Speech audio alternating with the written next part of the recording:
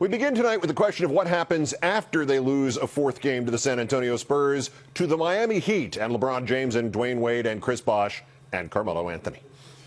I don't mean do they offload Wade or do they fire whoever leaked the "don't harsh my Melo" contract reconstruction story in the middle of the finals, just thus creating the biggest bye Felicia in NBA history. I mean NBA history. What happens to the Heat in NBA history? Does the 2014 team get an indelible black mark against it? Thumbs down on the 2012 to 2014 team that hung consecutive championship banners and then came apart like a cheap suit in the third? Well, how do you feel about the 2010-11 Lakers, your two-time defending NBA champion 2010-11 Lakers, with Kobe Bryant still just age 32 and Phil Jackson still coaching?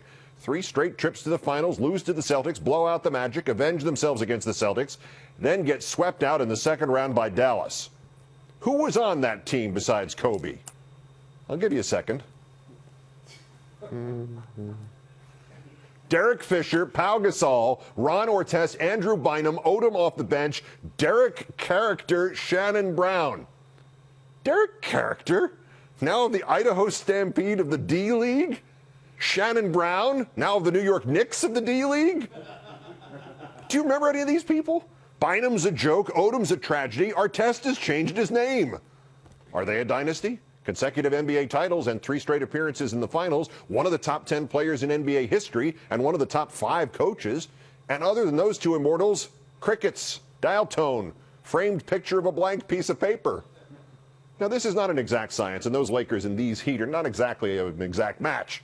For one thing, being swept in round 2 in year 4 is not the same thing as being subsumed in the finals in year 4 by the unceasing Borg-like presence of the San Antonio Spurs, who, other than the year David Robinson was hurt, have never finished worse than second in their own division since 1989.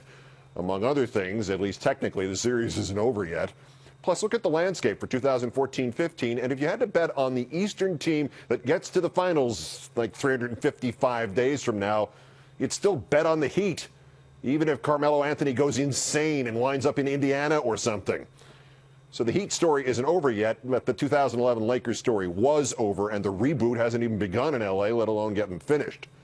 But if you don't even remember the Lakers mini dynasty, which won its second consecutive crown only 4 years ago next Tuesday, if this is it for the Heat, what happens to the Heat? 4 years ago and you've already forgotten Derrick Caracter. Fate is fickle with dynasties. If you're always at the summit but you never win there, you're the Bills of the 90s or even the Braves of 1991-2005 and their 14-to-1 ratio of division wins to World Series wins. Even the Yankees. 20 World Series victories in 40 seasons, exactly half of all the glory. 5 in a row ending in 1953, 2 in a row as late as 61 and 62, and then a sweep at the hands of the Dodgers and a hard-fought 7-game loss to the Cardinals, and then a ticket to last place within 18 months.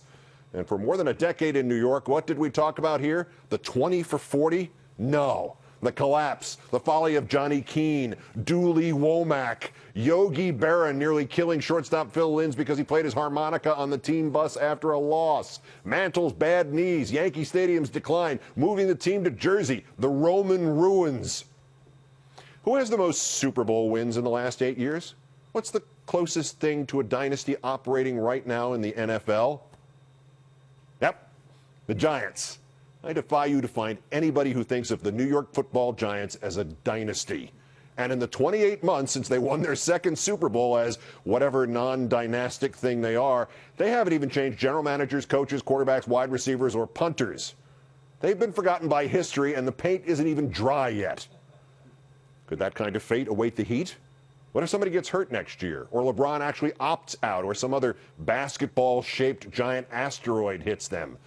What if it's 3 or 4 years passing and the 33-year-old LeBron James, with a new cast around him, reasserts Miami's place in the NBA firmament in 2017? What would you remember of the 2011-14 Heat? Well, LeBron, then LeBron's cramps in Game 1 back in 14, then his teammates' effort cramps, then whatever happened to that guy Birdman, and who was the coach back then, and oh, yeah, D. Wade in his final season before Melo left those lights that were bright on Broadway, but that was so many years ago, before we all lived here in Florida, before the Mafia took over the Clippers.